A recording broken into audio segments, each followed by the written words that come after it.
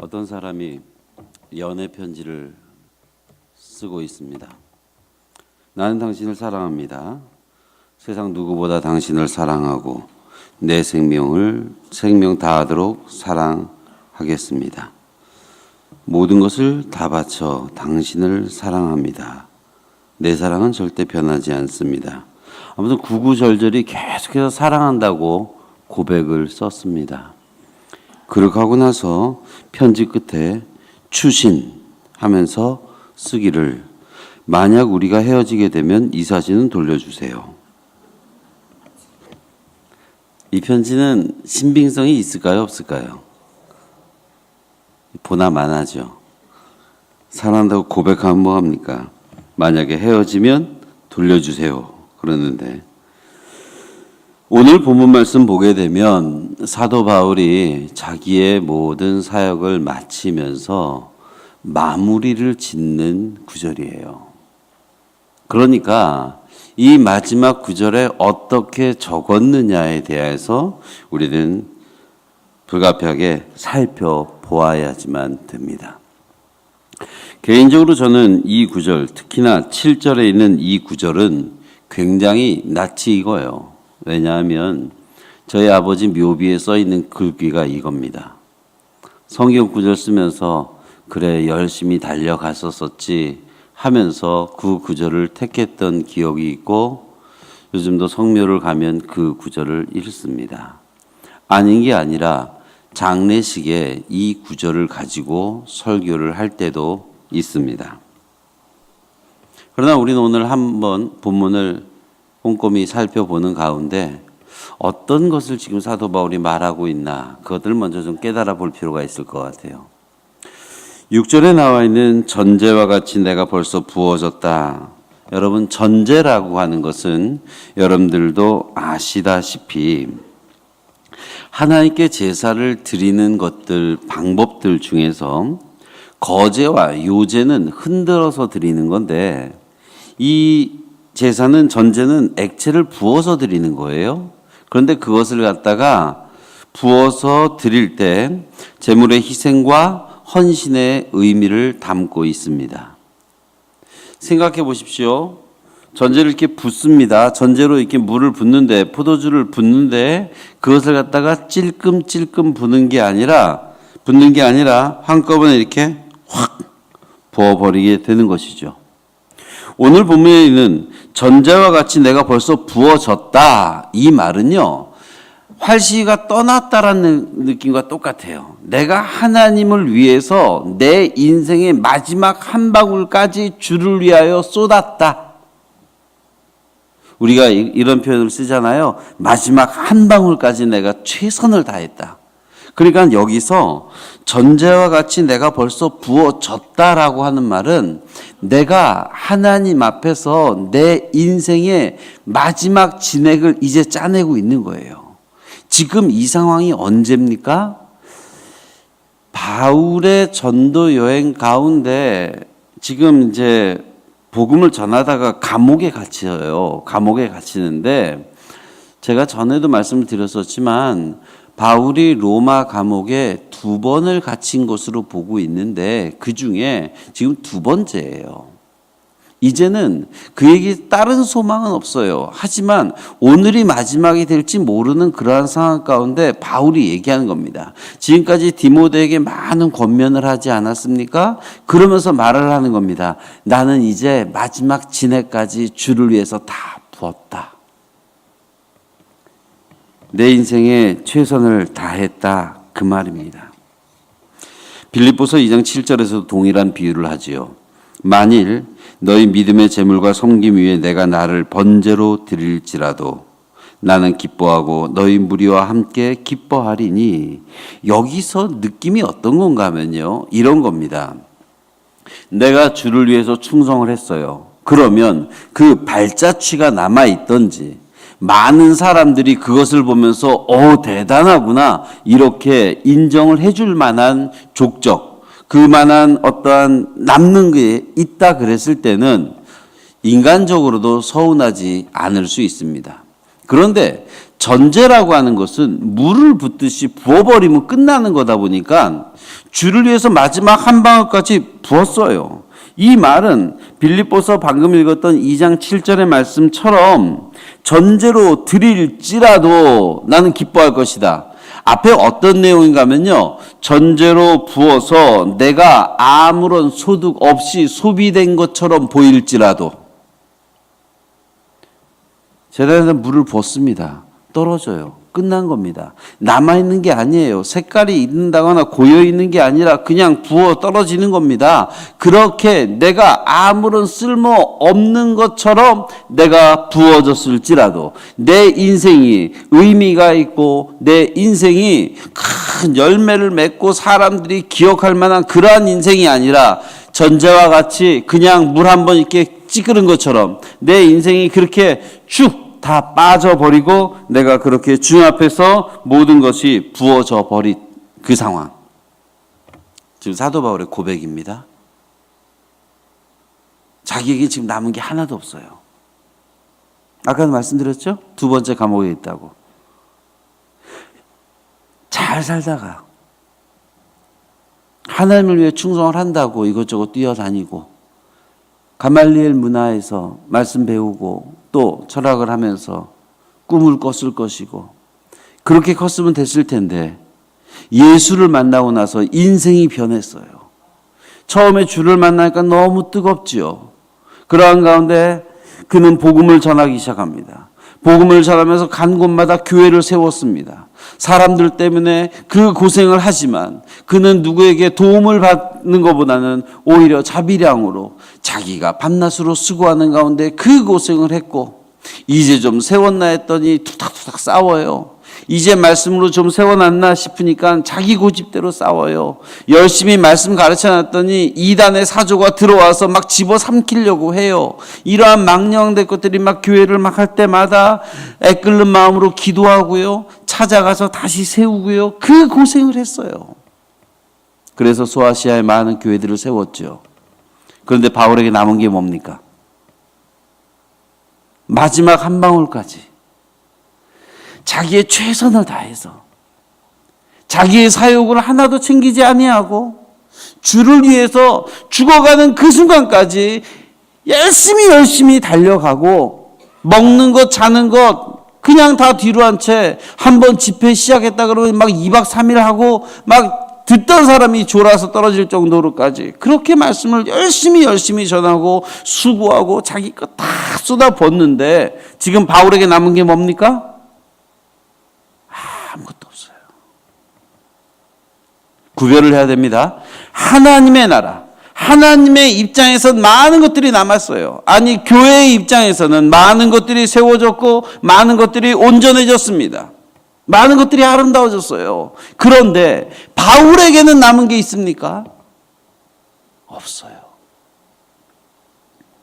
저는 전제와 같이 부은바 되었다는 이 구절 가운데 오랫동안 생각을 하게 됩니다.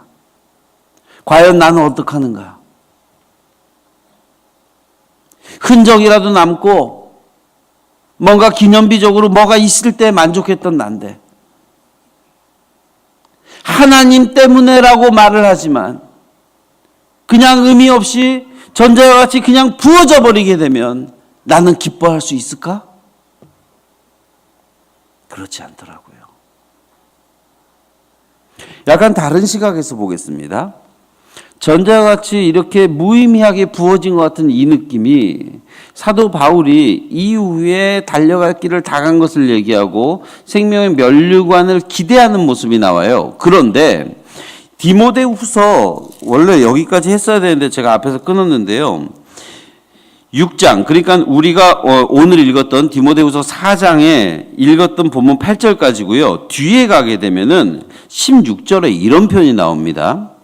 내가 처음 변명할 때 나와 함께한 자가 하나도 없고 다 나를 버렸으나 이게 무슨 말인가 하면요. 사도 바울이 그렇게 수고를 했는데 자기의 마지막 진해까지도 주를 위해서 다 쏟아버렸는데 마지막 사도 바울이 자기 자신을 변론할 때 한 사람도 그 옆에 없었대요. 남은 게 없는 거예요. 도망을 갔건 사정이 있건 상관이 없어요. 지금 바울이 느끼는 바 이 심정은요, 기쁨에 내가 이제 주의 시키는 일들을 감히 다 감당했으니까 이제 주의 상급을 받으면 돼. 나는 정말로 기뻐. 내가 지금 고난받지만 나는 하나님의 일을 충성되이 다 했기 때문에 나는 굉장히 힘이 있고 나는 기뻐할 수밖에 없어 라고 하는 그 상황이 아니라는 겁니다. 지금 디모데 후서, 지금 우리가 읽었던 전제에 대한 고백을 하면서 사도 바울의 마음 가운데 있었던 걸 가만히 생각해 보면요, 허무함. 여기까지 좀 너무 심하다 생각하시면 마음 가운데 뭔가 비어 있는 거예요. 최선을 다했는데 지금 나의 현실은 감옥이고 모든 것을 쏟아붓는데 내가 변론할 때는 한 사람도 없고, 데마도 떠나갔죠. 알렉산더도 떠나갔죠. 믿었던 사람들이 떠나간 겁니다. 교회를 옮긴 게 아니에요. 그냥 떠나간 거예요. 그러한 일을 겪으면서 최선을 다했는데 마지막엔 사랑하는 이들은 떠나가지요. 내 옆에는 아무도 없죠. 이제 죽을 날은 가까이 오는 것 같죠. 그런 가운데서 지금 바울의 마음이 어떻겠습니까? 아무것도 없잖아요.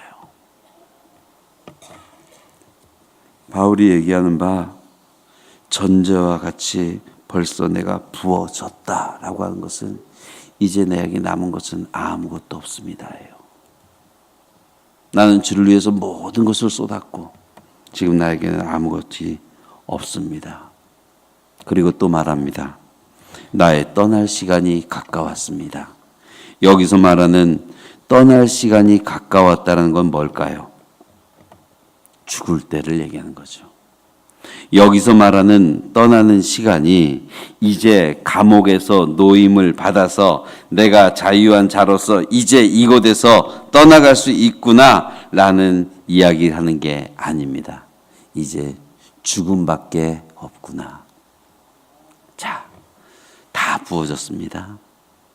최선을 다했으나 나에게와 내 주변에 남아있는 건 없습니다. 이제 내가 바랄 수 있는 건 죽는 것밖에 없는 겁니다. 이 디모데의 현실을 기억해야 디모데후서를 마무리 지을 수 있더라는 거죠. 저는 오해를 했던 게 그겁니다. 아버지의 묘비를 보면서 이것은 승리했던 자가 쓸 수 있는 고백이다. 처음에 설교를 저도 그렇게 생각했었어요. 본문을 보면서 인생 가운데 승리하고 선한 싸움 가운데 승리했던 자가 할 수 있는 고백 아닌가. 근데 본문에 보니까 승리했다는 말이 안 나와요. 물론 이제 저희가 풀이할 텐데 승리했다는 말이 안 나와요. 난 전제같이 부어졌습니다. 이제 난 죽을 때가 가까웠습니다. 그것이 현실입니다. 그러면 그 다음 절에 나오는 7절에는 나는 선한 싸움을 싸우고 나의 달려갈 길을 마치고 믿음을 지켰다. 여기에는 싸움을 싸워서 싸운 것마다 이겼다라고 말하면 승리자의 외침일 수 있겠는데 싸움을 이겼다는 소리는 없네요. 그냥 싸운 겁니다. 그것도 선한 싸움을 싸운 겁니다. 달려갈 길을 마쳤습니다. 달려갈 길이 먼지 짧은지 그건 모르겠어요. 그런데 달려갈 길도 마쳤습니다. 그에게 남았다는 것은 딱 하나, 믿음을 지켰다라는 것밖에 없습니다. 두 가지로 볼 수 있겠죠. 내가 선한 싸움도 싸우고 내가 열심히 달렸고 그래서 나는 가장 소중한 믿음을 지금까지도 지켰던 이것이야 라고 말하는 측면일 수 있을 것이고, 또 한 측면에서 보면 내가 열심히 주를 위해서 싸웠고 내가 열심히 주님께서 주신 바 그 목표를 향해서 달려갔는데 지금 나에게 남은 건 이 믿음 하나밖에 없네. 내 현실은 그렇지 않은데 지금 나에게 남은 건 이 하나밖에 없네. 믿음밖에 없네. 이렇게 해석이 가능하더라고요.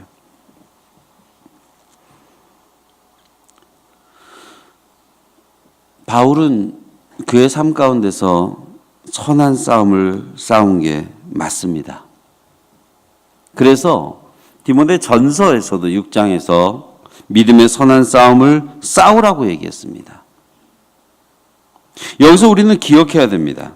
바울이 얘기한 바 싸우라라고 얘기할 때 그가 싸웠던 그 싸움들은 전제가 있습니다. 선한 싸움이에요. 선한 싸움. 예수 믿는 사람들은 싸우면 안 되죠. 누가 그럽니까? 예수 믿는 사람들도 싸웁니다. 아니, 불의에 맞서서 싸워야 됩니다.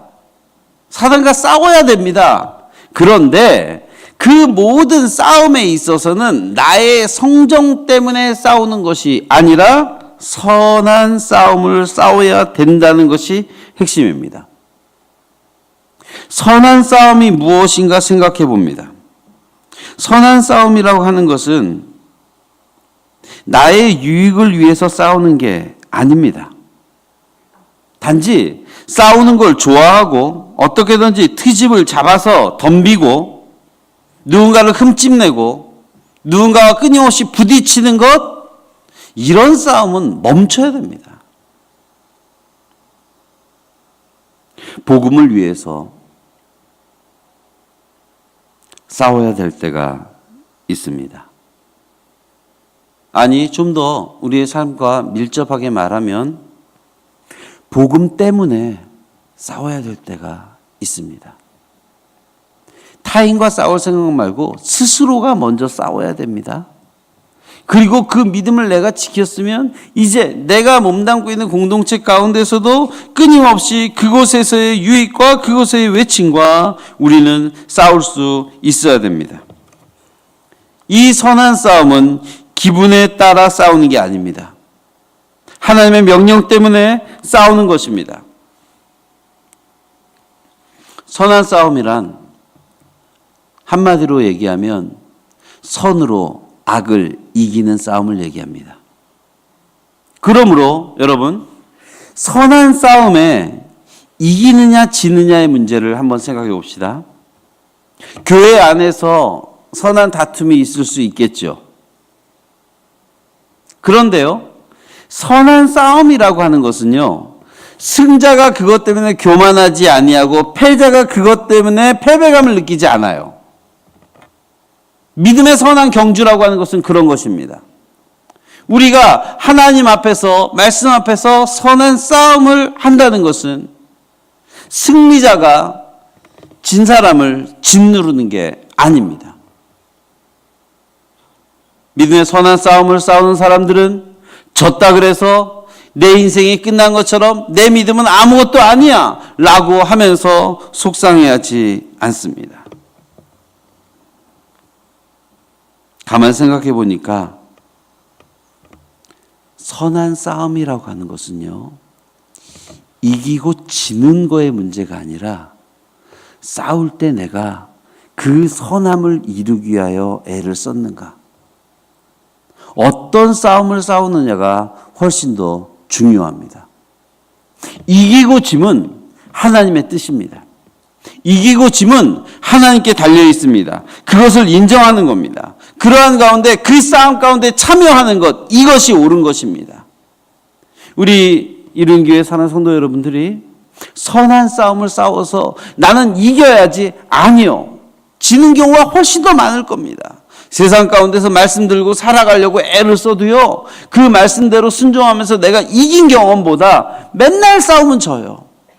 나는 말씀대로 살아보려고 했는데, 오늘도 목사님 말씀 듣고 그 말씀 붙들고선 한 주간 좀 살아가려고 애를 썼는데 승리한 날보다 날마다 지더라. 그런데 하나님은 넌 왜 졌느냐? 넌 왜 맨날 져서 들어오느냐라고 묻는 것이 아니라, 네가 나 때문에 그 선한 싸움을 싸우느라 수고했다. 이 자리에 있는 모든 분들, 선한 싸움을 싸우기를 부탁을 드립니다. 갈라디아서 6장 9절에 보면 이런 표현이 나옵니다. 선한 일을 하다가 낙심하지 맙시다. 지쳐서 넘어지지 아니하면 때가 이를 때 거두게 될 것입니다. 선한 싸움은 이것입니다. 하나님이 이제 됐다 할 때까지 그 싸움의 자리를 벗어나지 않는 저와 여러분들이 되시기를 바랍니다. 사도 바울이 그랬어요. 이 싸움이 이길지 질지. 우리가 가끔 착각을 하지요. 하나님의 뜻에 맞게 하면 모든 것이 그대로 될 거라고 믿을 때가 있습니다. 아니요. 내가 지금 행하는 것이 하나님 앞에 부끄럽지 아니하고 하나님의 명령이면 이 일은 형통할 것이야 라고 선언할 때가 있습니다. 아니요. 그렇게 믿고 싶은 마음은 100분 이해합니다. 하지만 선한 싸움을 하는 여러분들, 내가 그 가운데 있으면 항상 승리할 것이다? 아니요. 최후 승리 얻기까지. 그 최후 승리는 이미 정해졌습니다. 지난번에 제가 한번 설교했었죠. 이겨놓고 싸우는 거라고. 우리는 그 싸움 가운데 있는 것으로 만족할 수 있어야 됩니다. 그래서 끊임없이 그 자리에 있는 겁니다. 하루 졌고 하루에 이겼고 그것을 맨날 숫자를 세면서 좋아했다가 슬퍼했다 하는 것이 아니라 이 땅 사는 동안 2017년도 한반도에 사는 저와 여러분들, 내 싸움이 지금 육의 싸움에 있는지 선한 싸움 가운데 있는지 구별하시기 바랍니다. 사도 바울은 그 선한 싸움 가운데만 살아왔습니다. 그리고 또 한 가지 얘기합니다. 나의 달려갈 길을 이제 마쳤다. 마쳤다가 방점이죠. 걸었느냐 달려갔느냐 이거는 지금 말하지 않아요. 하여간 최선을 다했어요. 마라톤 거리기 42.195km죠. 그러면 194 가가지고 넘어졌어요. 이 사람은 끝난 거예요.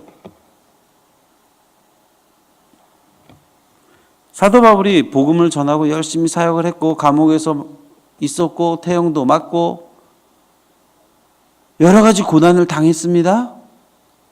그런데 마지막에 주임을 부인했다면 어떻게 됐을까요?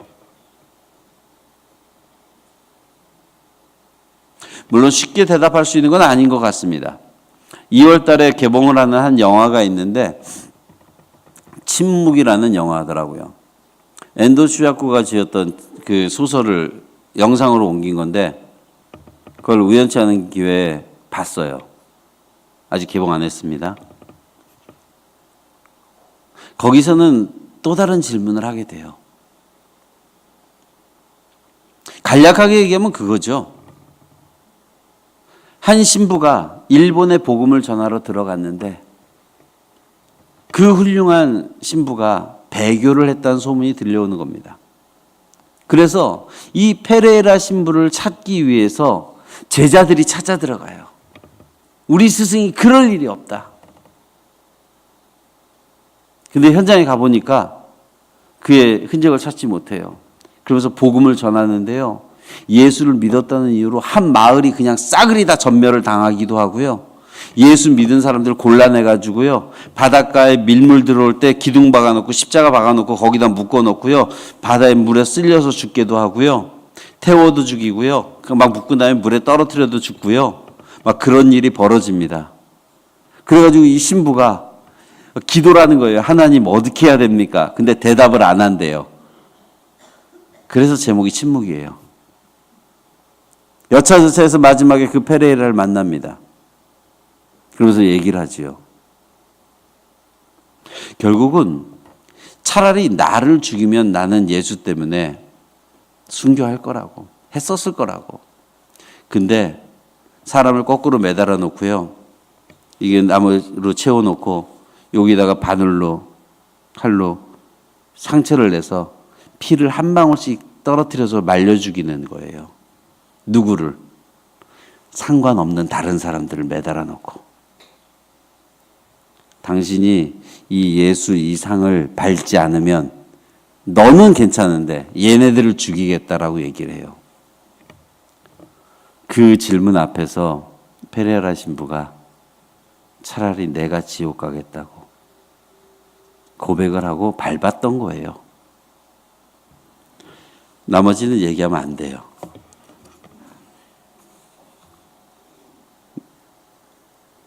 즉 여기서는 한번 고민해 볼 문제가 있다 이거고요. 다시 돌아가면 42.195를 달려야 마라톤 완주가 되는 겁니다.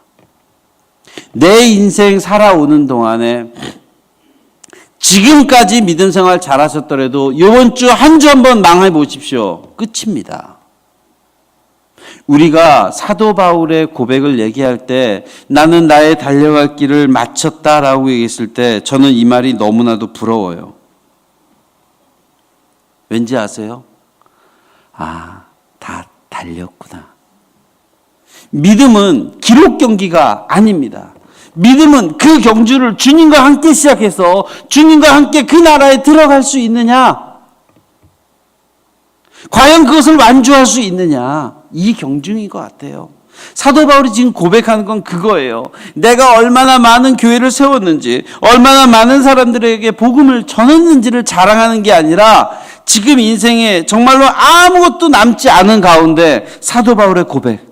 아, 그래도 내가 주님이 내게 주었던 그 길을 마쳤구나.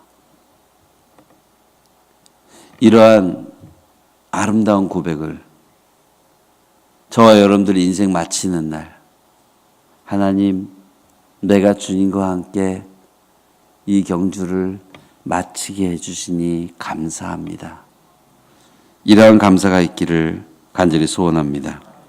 그러한 가운데 그는 무엇을 지켰습니까? 믿음을 지킨 겁니다. 어쩌면 믿음을 지키기 위해서 선한 싸움을 싸웠고 믿음을 지키기 위해서 그렇게 달렸는지 모릅니다. 저와 여러분들은 무엇을 지키기 위해서 달려가십니까? 가장들은 가정을 지키기 위해서 달려가시죠. 아내 되신 분들은 자녀들을 지키고 남편을 지키고 동일하게 가정을 지키기 위해서 달려갑니다. 사도 바울은 이야기합니다. 믿음을 지키기 위해서 달려왔었노라고. 이 믿음은 보이지 않습니다. 손으로 이렇게 감싸쥐고 아 여기 있네 이렇게 하면 좋겠어요. 그래서 저도 제 믿음을 좀 체크해보고 내가 믿음이 있는지 없는지 가끔 열어서 좀 보고 잘 있으면 좀 잠가놓고 그러면 좋겠는데 믿음 하나 지키려고 달려왔는데 어디 있는지 모르겠어요. 그게 우리의 현실 아닙니까? 그 믿음은 우리가 볼 수 있는 게 아니에요.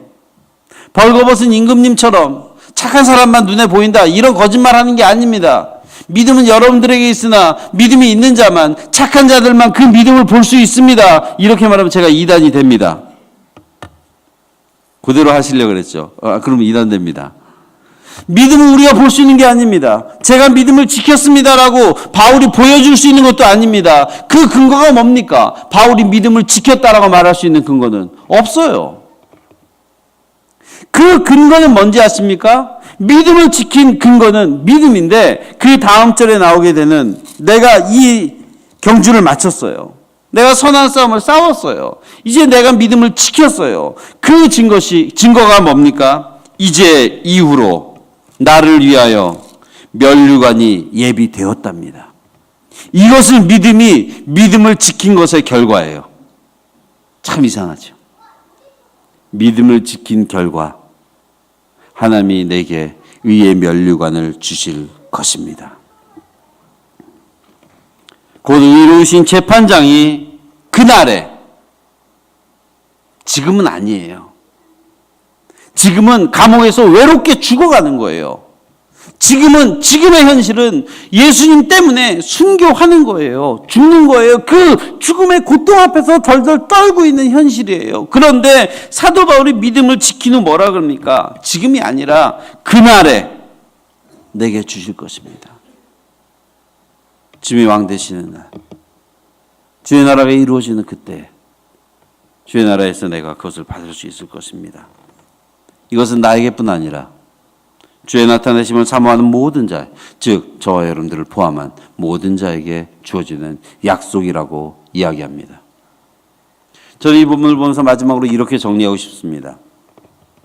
사도 바울의 전체 지금 6절, 7절, 8절 굉장히 짧은 구절과 굉장히 길게 해서 죄송합니다. 그런데 읽고 나서 이 본문을 묵상하면서 결국 제게 남게 되는 게 뭐냐면 이런 거였어요. 사도 바울의 고백이 내가 지금까지 진액을 다 쏟아가면서 주를 위해 충성했는데 난 지금 아무것도 의미도 없고 난 지금 홀로이고 배신감에 있고 나는 참으로 외롭고 힘듭니다. 하지만 나는 주님밖에 없습니다.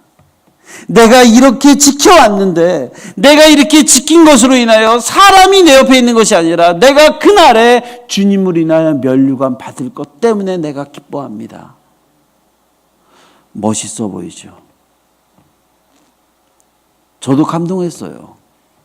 야, 현실은 그렇지 않지만 그날의 주님이 주실 그 면류관을 사모하는구나. 저도 이러한 믿음을 갖기를 원해요. 하지만 우리 이른교 성도 여러분, 믿음으로 달려가는 옆에 있는 동료들이 있잖아요. 믿음의 지체들이 있잖아요. 그분들이 그날만을 바라보며 오늘 눈물 흘리지 않도록 돌아봐야 되지 않겠습니까? 이 고백은 아름답다니까요. 내가 전제같이 부어주고 아무것도 없을지라도 난 주님밖에 없어요. 그날에 주님께서 내게 의의 면류관으로 갚아주실 것이기 때문에 내가 지금 이 고난도 너끈히 감당할 수 있습니다. 외로워도 괜찮습니다. 힘들어도 괜찮습니다. 죽어도 괜찮습니다. 이 고백은 정말 아름다워요. 오늘 디모데후서 4장에는 이 고백은 그러한 건데, 여러분 오늘 그 고백을 하고 있을 때 여러분들의 지체가, 여러분들의 셀원들이, 여러분들이 사랑하는 이들이 그렇게 고백하고 있다면 저는 잘못하고 있다고 봐요. 그날의 면류관을 받을 것을 사모하는 것, 이것이 잘못된 게 아니라 그를 그렇게 혼자 아무런 의미 없는 것처럼 혼자 지쳐서 눈물 흘리게 하고 열심히 평생을 주를 위해 달려오고 교회를 위해서 헌신했으나 지금은 아무것도 남은 게 없어요. 그렇게 해서 허무해서 앉으면 눈물만 흘려요. 무기력감에 빠져듭니다. 내 주변에 아무것도 없는 것 같아요. 젊었을 때 뭔가 할 것 같은데 나이 들고 보니 이제 내가 또 이렇게 하다 보니 난 정말 쓸모가 없는 것 같아. 그래서 아이고 빨리 죽어서 주의 나라 가서 의의 면류관 받아야지. 어떤 의미인지 아시겠습니까?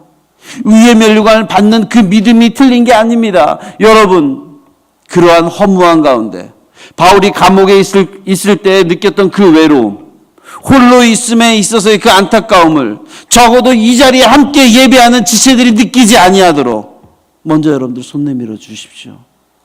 그날에 죽어서 의의 면류관 받는 것 소망합시다. 그러나 이 땅 사는 동안에 소망이 끊어지게 냅두지 맙시다.